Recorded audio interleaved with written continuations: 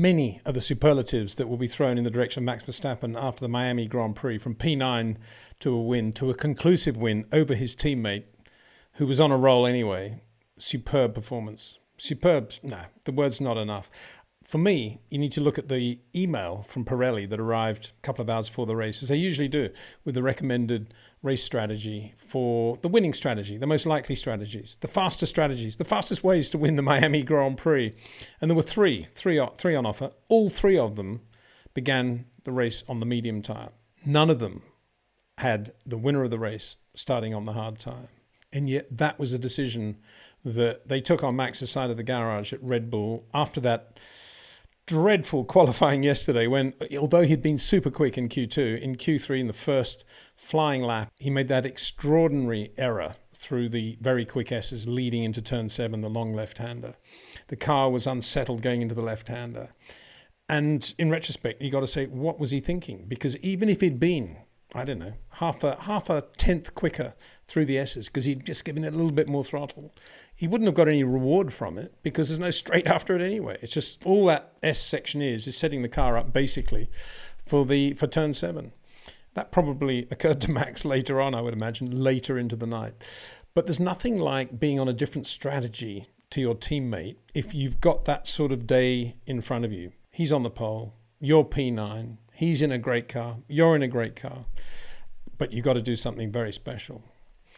There was no history of running the hard tyre with heavy loads of fuel. Red Bull had done their very good running on Friday on the medium tyre. Ferrari did some fuel running on Saturday with the soft tyre, but there's no history of what the Red Bull would be like on the hard tyre. So Max was going into the unknown, going into that race.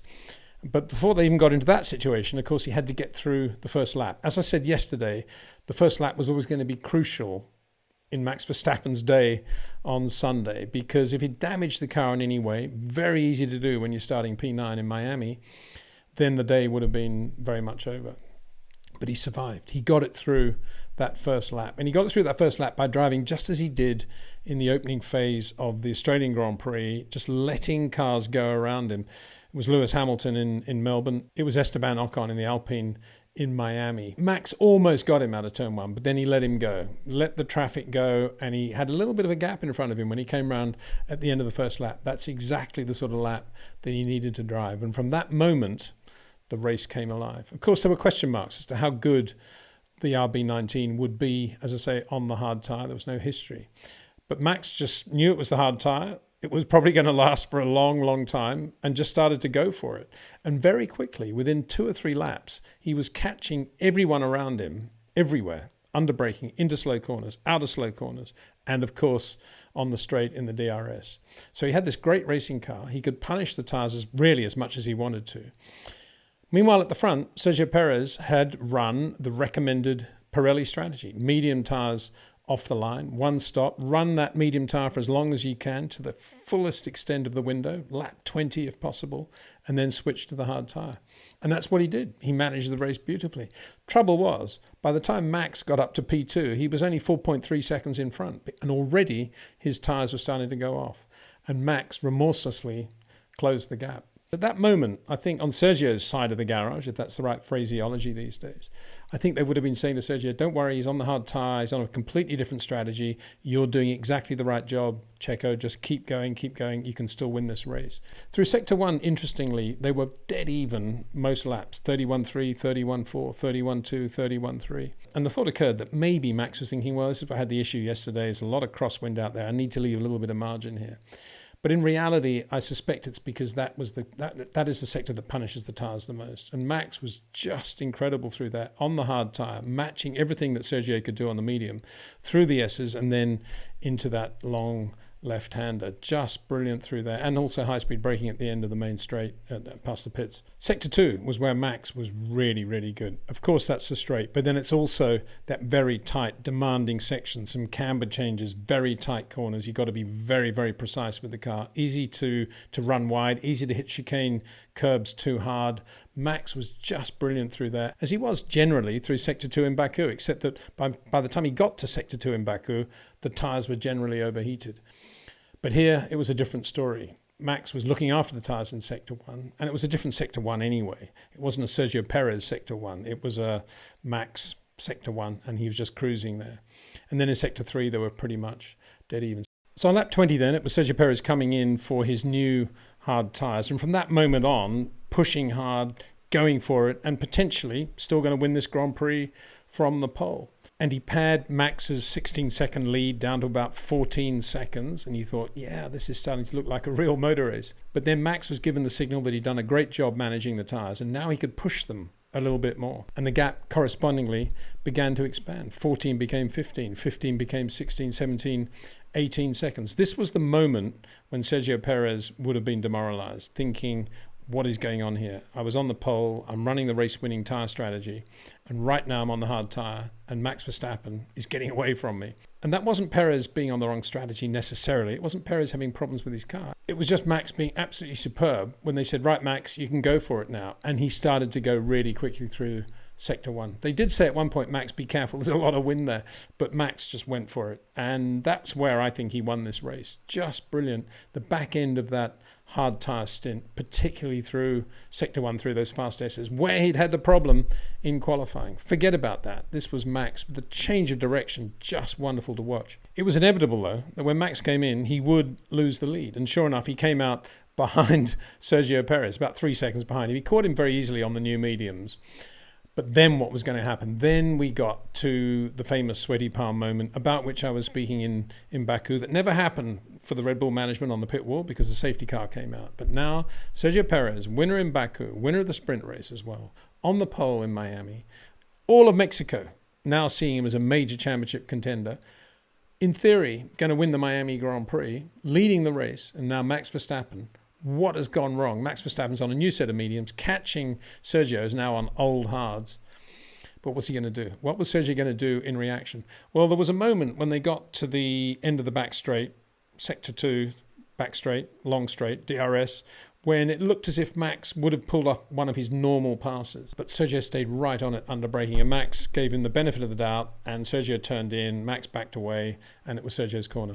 But as they then approached, at the end of the lap, as they approached the start-finish line, Max got to what you've got to say was, by now, his favourite passing position. Much earlier in the race, he'd done an amazing pass there when he was on his hard tyres, and the mediums were starting to go off on a lot of the runners who'd chosen that Pirelli medium hard strategy. And in this case, it was Charles Leclerc and Kevin Magnussen having a big dice with one another. The Ferrari driver finding it really difficult to get past Kevin in the Haas Ferrari. How embarrassing was that? And while that was going on, Max just went down the inside and passed both of them in one pass, down into turn 1. Just fabulous. So now he's catching, so he's right on Sergio Perez as they come into that DRS zone on the pit straight.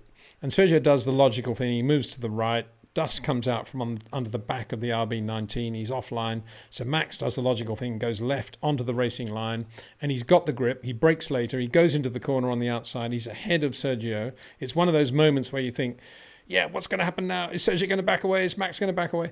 But Sergio stayed right on it. And Max, this is the moment, Max stayed right on it as well. And they went into that apex. And I can imagine at this point that Christian, Adrian, Helmut Marko were probably not breathing at all, I wouldn't have thought. Max stayed right on it, round the outside. And of course, when they got to halfway through the corner, both of them had kept their line. Sergio hadn't understeered into Max, which potentially could have happened. I mean, Max put his car in a position of harm, I guess you could say at that point. But nothing happened. And then Max was able to put the power on, and the next left-hand kink was his because he's on the inside for that. And there was the pass. And then he got the lead. And by now, he'd done all the homework because there were only 5 or 6 laps to go before the end of the race. And just for fun, he set fastest lap 2 laps from the end. They've been pulling away from the field, doing 30.9, 31.0, 31.2, 31.5, 31.1. 2 laps from the end. Max Verstappen just threw in a 29.7. Got fastest lap. Put everything in perspective in terms of all 3 sectors. And we got a feel then for how much margin Max had been leaving for most of the race while still managing the tyres at exactly the correct rate to win the race. An astonishing achievement, given that he was on a strategy that wasn't supposed to be a winning strategy anyway in terms of the tyre usage. So the big question in my mind is whether Pirelli got it wrong, and had Sergio started on the hard tyre and switched the medium as Max did, whether that would have won Sergio the Miami Grand Prix. I suspect Sergio thinks it would. I don't think in saying that it takes into account the difference in the way Max was driving the car and the way Sergio Perez was driving the car. And we saw it in lap time throughout Friday. Max was always 1 or 2 tenths quicker, lap for lap, fuel load for fuel load, tyre compound for tyre compound than his teammate Sergio Perez around Miami. As we kind of predicted, it's a real Max Verstappen sort of circuit. There's lots of medium speed and some very quick corners as well, high-speed braking, all the things he's very good at, and not many Sergio Perez type corners of the type we saw in Baku. Acceleration runs out of corners with long straights that follow. Most of the straights in Miami are preceded by medium speed corners. So there weren't any of the downsides of Baku from Max's point of view, and he was just brilliant throughout. Apart from that brainstorm in the beginning of Q3 when he went ridiculously quickly into the S's and got the car completely out of shape for turn 7, the all-important turn 7, which does have the long straight afterwards. So how will Sergio Perez feel after this race? I think he'll feel that it was a strategy and there was something weird about the performance of the car on the hard tyre that was not as good as Max's performance on the hard tyre. Now, if he's going to think that way, and he's correct to do so probably, we need to take into account that when Max was super quick on the hard and doing all his passing, it was a sort of double whammy because the Red Bull was very, very good on heavy fuel and the hard tyre probably was a better tyre to really push the car on if you're on heavy fuel than the medium. And again, to reiterate the point, the hard tyre was never run on Friday or Saturday, so Max was kind of plunging into the unknown in doing that. But simultaneously, the medium was going off as it should have, quite quickly. And I think that'll be kind of lost in some of the debriefs. It was, well, the medium went off too quickly and the hard lasted much longer than, was much quicker than it should have been. But the point was Max was that good on full tanks anyway. He was that good on the mediums on the Friday, unbelievably quick.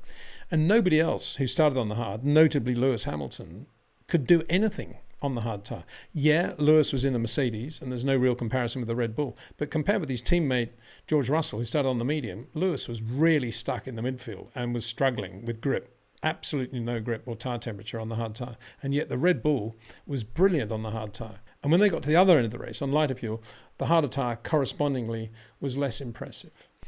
So it was breathtaking. It was a breathtaking drive by Max Verstappen. Loved that race. Loved the passes. Every one of them was a gem. Did he need DRS? Good question, actually. I might do a poll about that. Do you think Max would have won that race without DRS? Be interested to know what everybody thinks. We might look at that one because his top speed advantage was significant, as we know, and then it was just multiplied exponentially in the DRS zones. But the reason he was able to do everything so quickly was because he was going from one DRS activation point to another within a lap. And that happens because he's so good through Sector 2 and through medium speed and some of the high-speed kinks as well. That's what that was all about. So it wasn't just, he was really good in the DRS. So yeah, fabulous. Really good drive.